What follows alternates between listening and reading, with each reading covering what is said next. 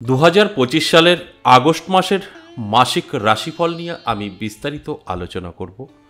এটা অতি পরিচিত প্রোগ্রাম। প্রত্যেকটা মাসের মাসিক রাশিফল নিয়ে আমি আলোচনা করি। 12টি রাশির ভালো এবং মন্দ জানানোর জন্য, অর্থাৎ আপনারা যদি জানতে পারেন আগামী মাসটা কেমন যাবে, সেইভাবে চলতে পারবেন। যদি পজিটিভ কিছু বলি, অবশ্যই অ্যালার্ট থাকবেন। জীবনে কোনো না কোনো দিক থেকে আপনার পরিবর্তন আসবে। আর যদি আপনার নেগেটিভ বলি, তাহলে কিন্তু অবশ্যই আপনি সেই নেগেটিভ দিকটা কাটাতে পারবেন। অর্থাৎ আমি আপনার নেগেটিভ বলছি বলে আপনার সাথে ঘটতে হবে তা কিন্তু নয়। আপনি আগে থেকে জানলে সেটাকে আটকানো সম্ভব। যে কারণে আমি প্রত্যেকটা মাসিক রাশিফলে আপনাদের অ্যালার্ট করার জন্য এই কথাগুলো বলি, যে আমার এই আলোচনা থেকে আপনারা অনেক কিছু বুঝতে পারবেন, অনেক কিছু জানতে পারবেন, সেইভাবে অ্যালার্ট থেকে নিজেকে সুরক্ষিত রাখতে পারবেন। দেখুন, মাসিক রাশিফল আলোচনা করা হয় গ্রহের গোচরের উপর, যে ওই মাসে গ্রহের অবস্থান কি আছে, কোনো শুভযোগ তৈরি করছে কিনা। যদি শুভযোগ তৈরি করে, সেই হিসাবে আপনাদের বলা হয় যে আপনাদের ভাগ্যের পরিবর্তন ঘটতে পারে। যদি দেখা যায় না শুভযোগ তৈরি হচ্ছে না একটাও, সেক্ষেত্রে বলা যেতেই পারে যে একটু সতর্ক থাকতে হবে। কোনো রকম উন্নতি আপনার এই মাসে নাও হতে পারে। তাই সম্পূর্ণ আলোচনাটা গ্রহের গোচরের উপরে নির্ভর করেই হয় মাসিক রাশিফলগুলো। এবং এই মাসিক রাশিফল আলোচনা আমি করি একমাত্র আপনাদের বোঝার স্বার্থে। কোন কোন দিক থেকে আপনারা অ্যালার্ট থাকবেন, কোন কোন দিক থেকে সম্পূর্ণভাবে সুরক্ষিত রাখার জন্য নিজেকে গুটিয়ে রাখবেন। এবং আপনারা যদি আগে থেকে জানতে পারেন আপনাদের ভালো এবং মন্দ, সেইভাবে তৈরি থেকে নিজেকে সুন্দরভাবে সামনের দিকে এগিয়ে নিয়ে যেতে পারবেন। তাহলে আসুন, এই যে আগস্ট মাসে গ্রহের গোচর কি বলছে, কোনো শুভযোগ তৈরি হয়েছে কিনা, সেই বিষয়গুলো নিয়ে একটু বোঝানোর চেষ্টা করি। এবং আপনাদেরও কিন্তু আপনার এই প্রোগ্রামটা দেখছেন, শুনছেন, আপনার রাশি কোনো না কোনো একটি আছে 12টি রাশির মধ্যে। এবার আপনি যদি ভাবেন যে এই কথাগুলো আমার সাথেও সমস্তটা মিলে যাবে, আমি এর সম্পূর্ণ ফল ভোগ করতে পারবো, সেটা নেগেটিভ বা পজিটিভ, সেটাও কিন্তু সঠিক নয়, ভুল ধারণা। কারণ প্রত্যেকের আলাদা আলাদা কিন্তু জন্মছক এবং হস্তরেখা। তাই এই আলোচনাটা সম্পূর্ণ অ্যাভারেজ এবং সর্বজনীন। এই গ্রহের গোচর, এই গ্রহের গোচর যে আপনার কতটা ভালো ফল দেবে, সেটা কিন্তু আপনার জন্মছক বিচার বিশ্লেষণ না করলে বুঝতে পারবেন না। এটা অ্যাভারেজ এবং সর্বজনীন। তাই সেক্ষেত্রে আমি আপনাদের একটু ভাঙিয়ে দিলাম।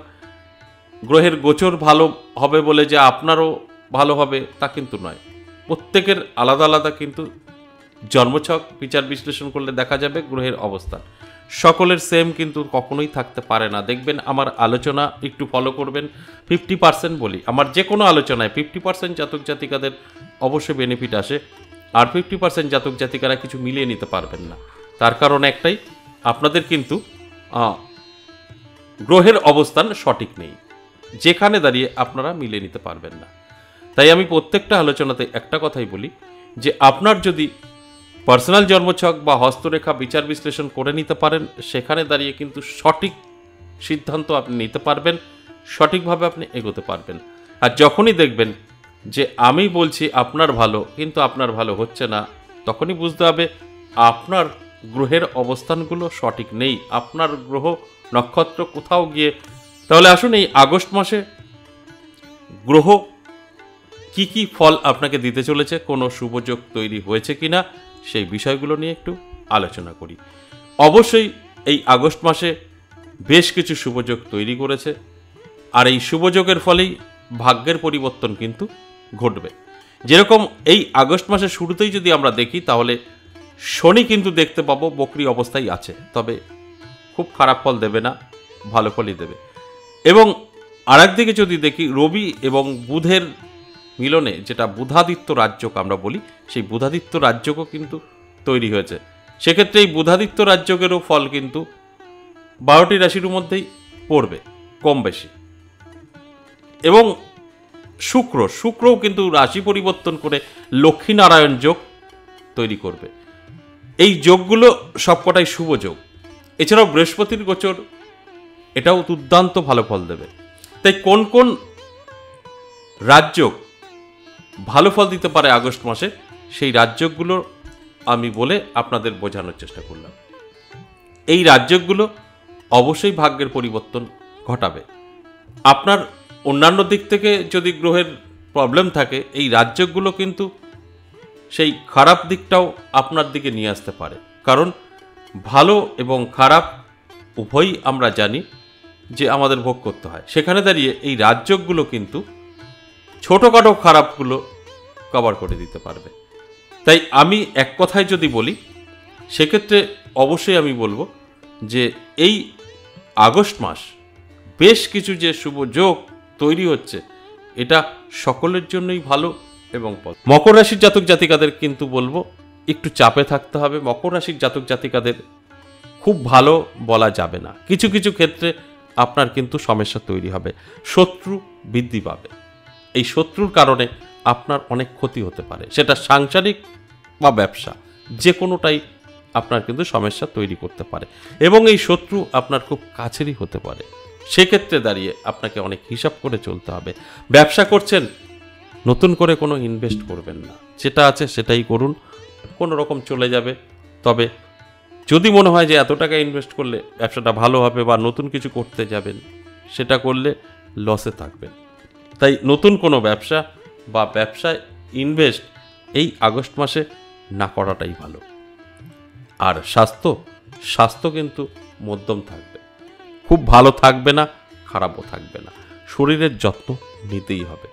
তাই আমার এই আলোচনা আপনাদের অ্যালার্ট করা। আমি অবশ্যই বলবো শরীরের যত্ন নিন এবং রিচ খাবার থেকে দূরে থাকুন, তাহলে ভালো থাকতে পারবেন।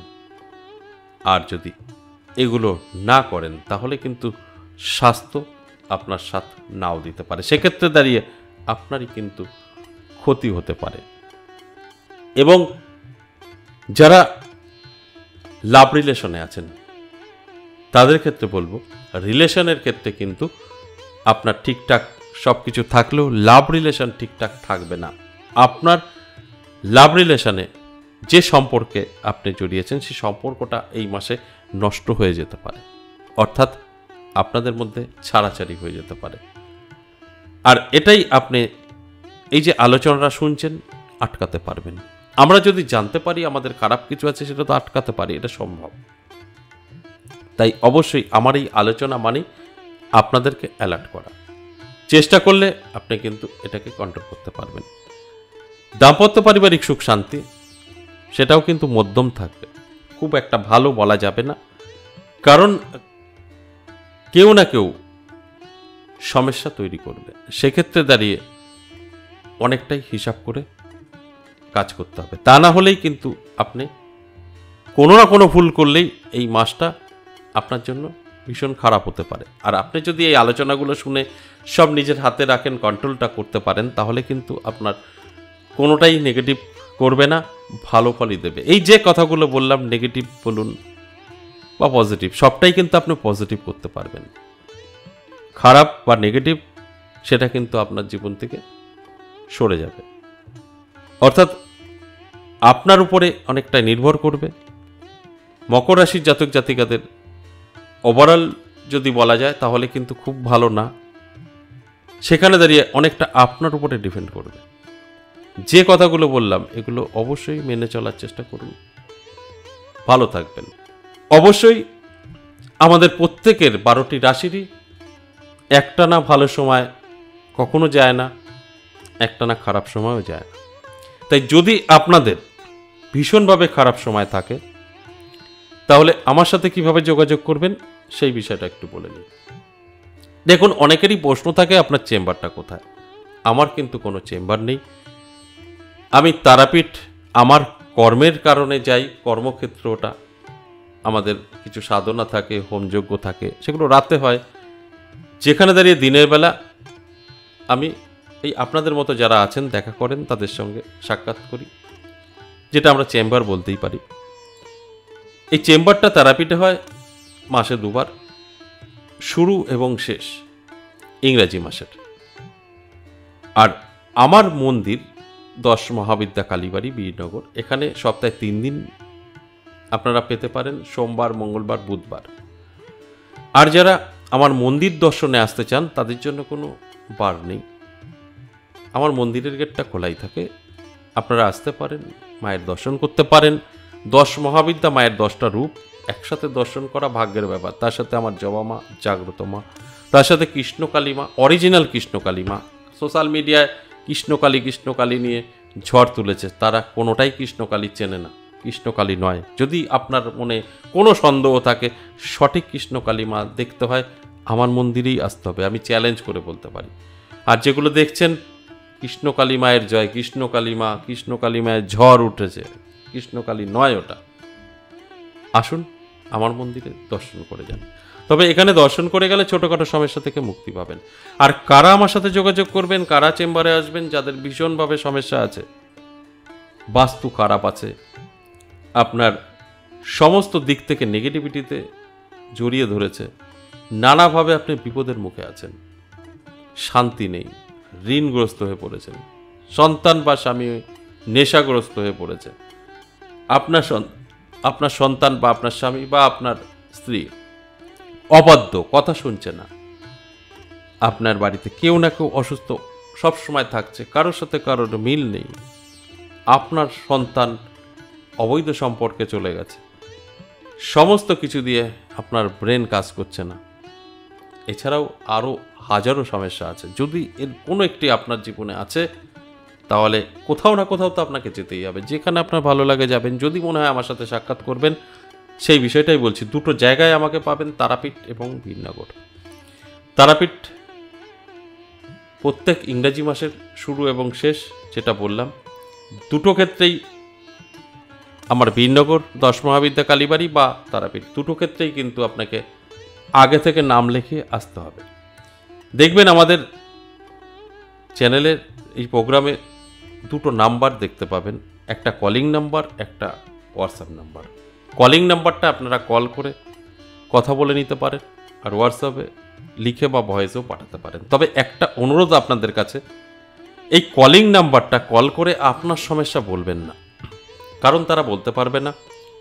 আপনি কল করে জানতে পারেন আমার সাথে কিভাবে যোগাযোগ করবেন, কোথায় যোগাযোগ করবেন, তারা আপনাকে সম্পূর্ণ গাইড করবে। যদি আপনি কল করে বলেন আমার লটারি নাম্বার বলুন, আমার রাশি বলুন, সেখান থেকে কোনো তথ্য তারা দিতে পারবে না। যেদিন এই তথ্যগুলো দিতে পারবে, সেদিন আর আবার ফোন রিসিভ করবে না, তারাও অ্যাস্ট্রোলজার বা সাধক হয়ে যাবে। তারা এই লাইন জানে না, বোঝে না বলেই ফোনে থাকে, শুধু আপনাদের অ্যাডজাস্ট করার জন্য, আমার সাথে কানেক্ট করার জন্য। আপনি নাম লিখবেন, কোথায় আসবেন, কিভাবে যাবেন, পুরো আপনাকে কন্ট্রোল করবে, ফোনের মাধ্যমে পৌঁছে দেবে। বাস তাদের এটাই কাজ।